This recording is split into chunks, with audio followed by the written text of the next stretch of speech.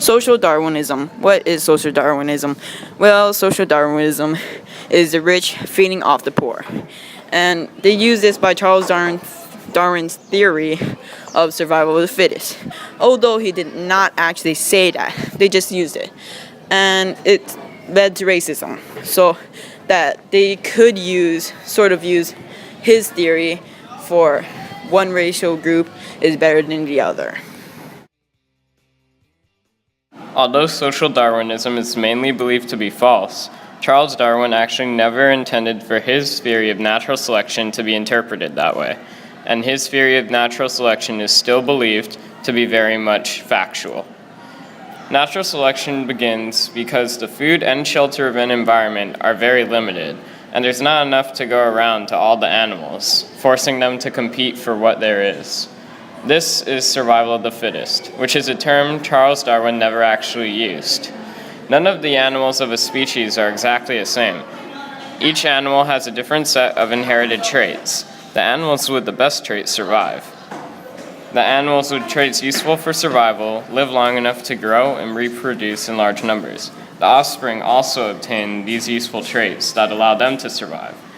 Animals with traits unfit for survival will slowly die off.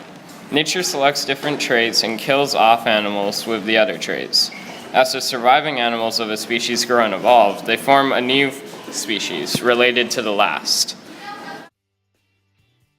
The working class in the Industrial Revolution, well, their life was pretty low because every day they work in the factory that is unsanitary, and it's really dangerous.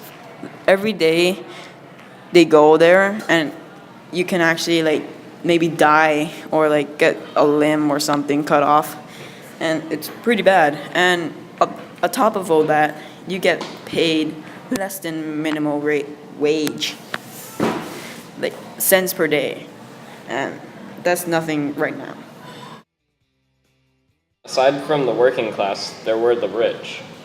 Now, the rich really liked social Darwinism, and there's a very good reason for this, because what they believed, or at least claimed to believe, is that through social Darwinism, they were selected to be rich because they were genetically superior to the working class.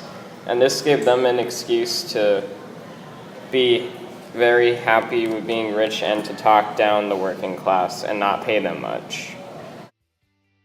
There are actual examples of social Darwinism today.